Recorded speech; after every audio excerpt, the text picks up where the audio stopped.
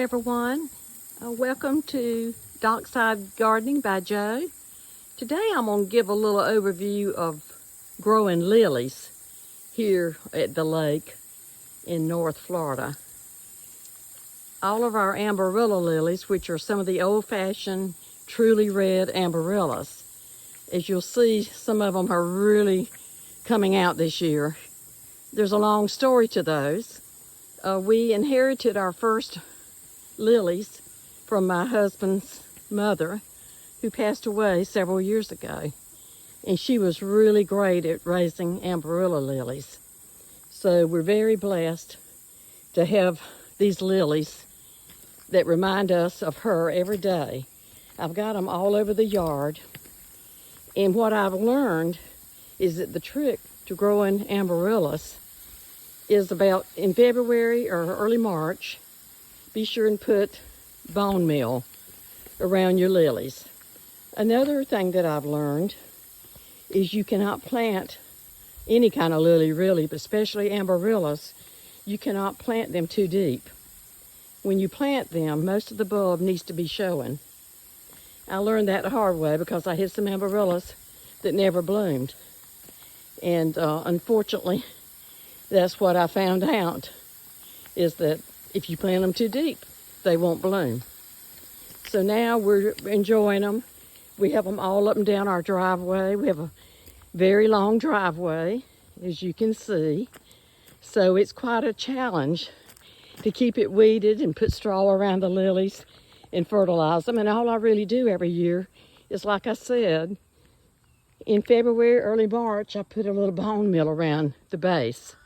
And make sure you water them real good after that. And then I just weed around them. And then I put some straw around them. But we've got them growing all up and down our driveway. And they just get prettier every year. I've given a lot of Amberillas to friends and family. And theirs is also multiplying. They multiply pretty rapidly. So just let them dry up on the vine or on their little stalk. Sometimes they'll reseed, sometimes they won't, but they're just beautiful. Here's what my husband did with an old tree stump. It was pretty, but the tree stump's starting to look bad. But still, you get the gist of it. I've got Amberillas. I planted some Colia. We got some Impatiens, but the lilies just are beautiful. So I'm trying to get more and more lilies growing out here. And I love little beds around trees. I'm kidded about it with a lot of people, but I love my little beds. And I try to plug in a few more Amberillas every year. So you see down the driveway, the lilies really show up and pop.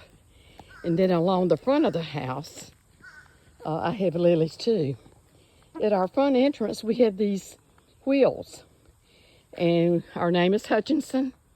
So we went to the local Walmart and got the letters H. And the wheel is actually a mold. And that came from my daddy's workshop. He was a master machinist. And my husband thought that would look good with the letter H. And he painted it red because we have a red front door. And so this is the front. So there's our crepe myrtle trees. They're growing. They bloomed really for the first time last year. We've been here almost 21 years next month. But I had this sign made from a company called Cedar Slabs. I think they're out of California. But they did a great job, and the sign is holding up. It's got a log cabin because we live in a log home. And it's got an eagle and some fish. And so we really have enjoyed this sign, and it's holding up very good. So anyway, you can see here, I've got quite a bit of property to keep up. We got about an acre here. So it definitely keeps me busy. And I so enjoy it, especially the older I get. In my younger years, both my husband and I worked so many hours a day. So when we finally retired and moved out here almost 21 years ago, we've had more time on our hands. So we've taken advantage of the time, and it gives us our exercise And we have Japanese red maples. We've planted several, although there's one, and then the one next to it, those are fairly young Japanese red maples. One of my favorite trees is the Japanese red maple. So make sure if you buy one, it's a red maple, because if you buy just a Japanese maple, they won't turn red like that. So you'll see the one that I'm gonna put in front of you now belonged to my father-in-law before he passed. And it's a huge Japanese red maple, and it was just beautiful this year. It's taller than the house now. And it started out with just a little baby plant that we got for him. And then when he passed away, we brought it back and home here. And then we have another Japanese maple there. And then I have some miniature Japanese red maples in the front yard. And they're over to the right side of my home. And they're doing good too. They're in pots, but we're enjoying seeing them grow too. But anyway, we hope that you enjoy lilies. You can't beat a good lily. And some of the lilies that will be opening later in the summer, I can't remember the name of the lily, but they're a beautiful pale pink. And I got one or two from my mom, and they're just going crazy. So I have a bunch of those lilies here. You'll see at the top of this wall, above my red amaryllis. So we have quite a bit of things to do out here. We got a new pear tree, because our pear tree that I rooted from my mom's tree would not produce. We found out that it needed a mate. And so we got that pear tree, so we're hoping next year that we'll have some blooms on it. Then we have our blueberry tree that we've had for quite a while, right here in this picture. And it's full of blueberries, but they're not ripe yet. And then we have the pear tree, of course. Then we have a vertical garden that we love, and I have strawberry plants. They're not any, I've had one or two ripe ones so far, but you can see the baby strawberries. There's one.